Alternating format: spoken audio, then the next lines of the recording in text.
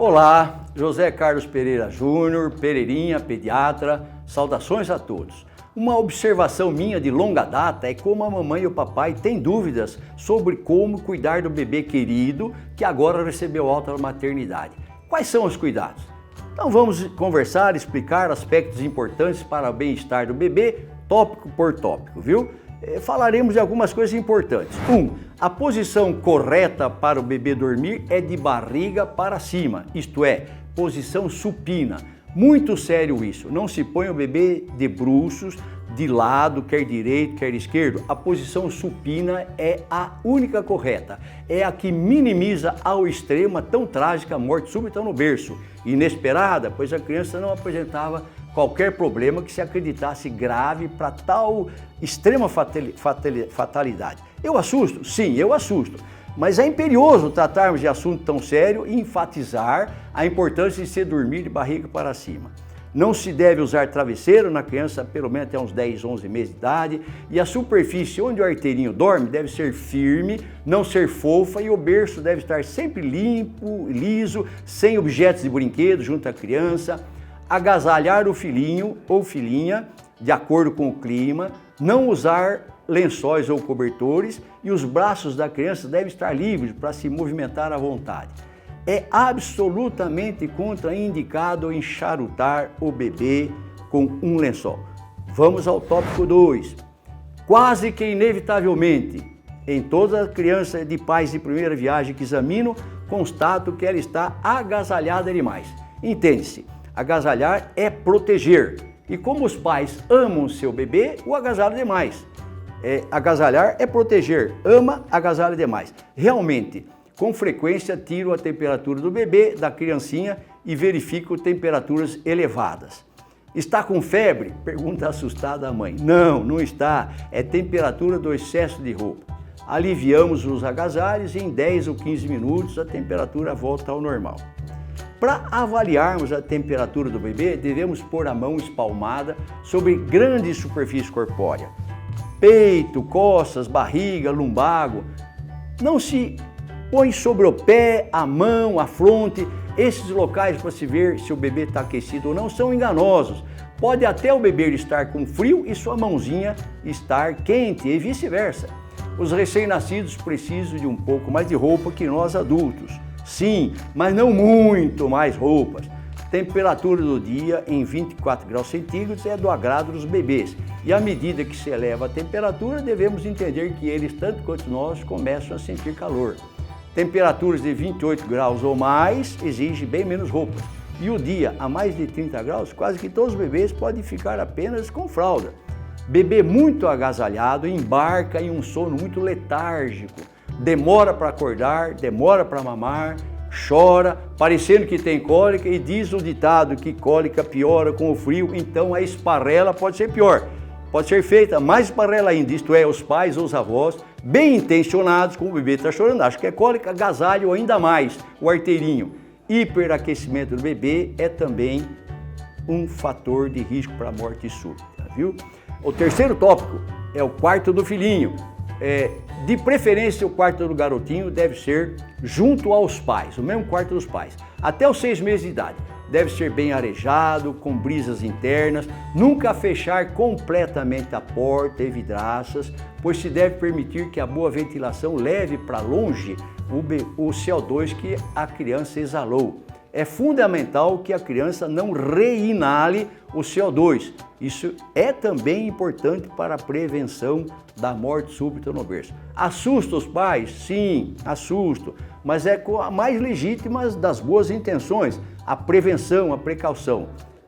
É extremamente rara essa condição, mas eu devo assustar sim. Mas, por favor, tranquilidade, pois esses 3 tópicos que até agora mencionamos são centrais, praticamente os decisivos para a saúde do arteirinho. Falemos um pouco agora de generalidades. A mamãe deve continuar tomando a vitamina que tomava durante a gestação enquanto está amamentando. A mamãe pode comer o que quiser, o que costumava comer anteriormente à vinda do bebê.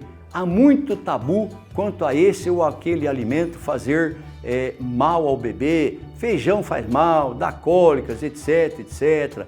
Se o bebê tiver cólica, não se deve isso ao que a mamãe come. Nadinha, nadinha. A mamãe precisa comer bem. E se come bem, quando se come aquilo que se mais gosta. O mais sério e danoso tabu é quanto ao leite. Vai dar alergia à proteína do leite de vaca, dizem. Nadinha, nadinha. 2 a 3% dos bebês têm alergia ao leite. Mas isso ocorre quando o bebê tomar leite, ele próprio, ou fórmula de leite. O leite materno é rico em cálcio e é difícil repor esse cálcio sem a ingestão de alimentos lácteos. E se sair uma gotinha de sangue no cocô do bebê, saiba mesmo, é fissura anal em 99% das vezes. Não é a assustadora sigla APLV, alergia à proteína do leite de vaca. A mamãe pode continuar ingerindo leite e derivados. Alimentos ricos em cafeína, café, chamate, etc., em muita quantidade, deveriam ser evitados. Um chocolatinho? Pode. Um meio copo de cervejinha, bem geladinha? Pode. Uma pequena taça de vinho sem abusar? Pode. A mamãe teve 9 meses difíceis. Vamos agora judiar da mamãe com tabus tolos? A alimentação da arteirinha, o arteirinho, é sob demanda. E se a mamãe tem dificuldades com a amamentação, é interessante procurar ajuda profissional para se aprender a boa técnica da amamentação ao seio.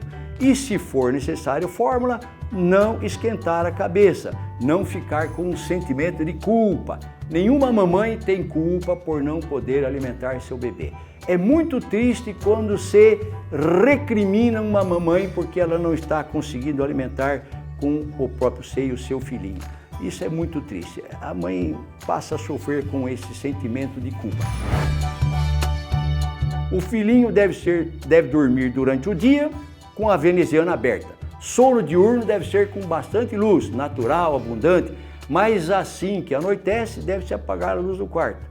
Apenas uma luz do corredor ou banheiro próximo deve estar acesa para se poder ver o bebê. Não há necessidade de escuridão total, mas à noite o bebê precisa estar no escurinho para que o ritmo circadiano logo se estabeleça, né? Nos 3 primeiros dias, a criança não urina muito, mas após, estando bem alimentada, ela urina bastante, as fraldas vêm bem carregadas. Mas se houver dúvidas quanto à nutrição do recém-nascido, deve-se pesar a criança, pois a evolução do peso, se boa, é a certeza definitiva de que ele está bem alimentado.